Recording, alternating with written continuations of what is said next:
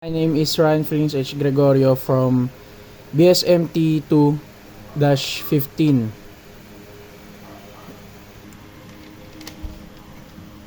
So, how will you get gyro error through heading, magnetic compass error, variation, and deviation? So, paano natin makukuha yung ating gyro error? So, gyro error,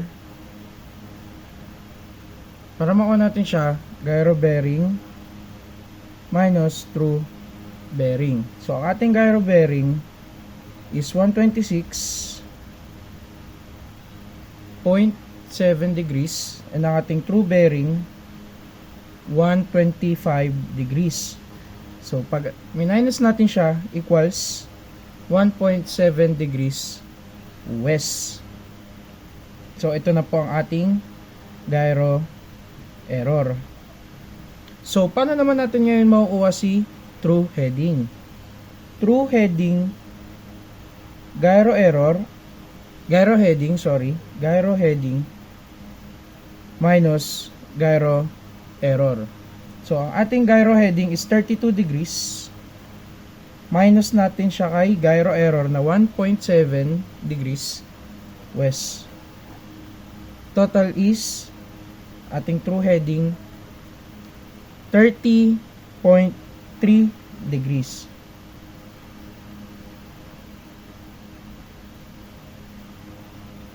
So, paano naman natin makukuha yun si magnetic compass error? So, magnetic compass error,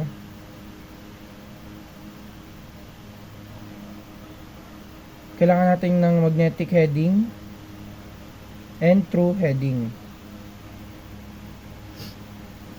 So, 34 degrees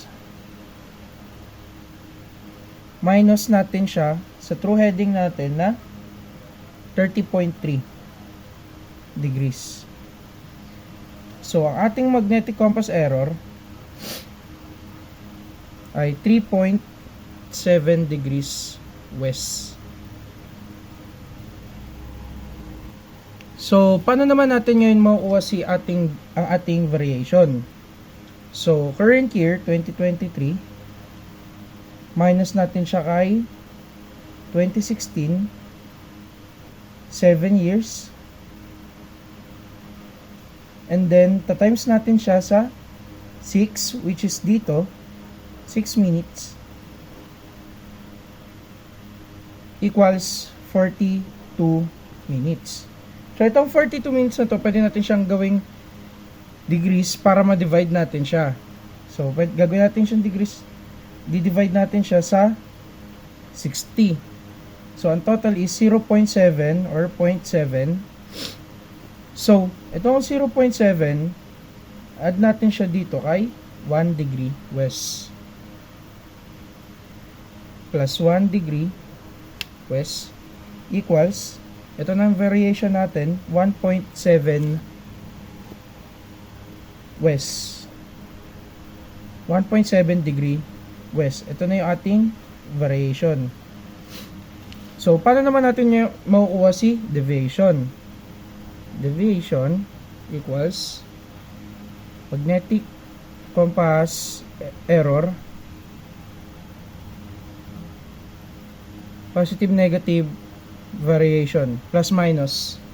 So, magnetic compass error is 3.7 degrees west. Ma-minus natin siya kay variation natin na 1.7 degrees west. So, pareha sila ng sign. Gagawin natin ngayon is, gagawin natin siyang is. So, ima-minus natin siya. Ating deviation is 2 degrees west. Ba't naging west? Kasi kinuha po natin sa magnetic compass error yung sign dahil mas mataas po ito, kaya naging west. Equals 2 degree west.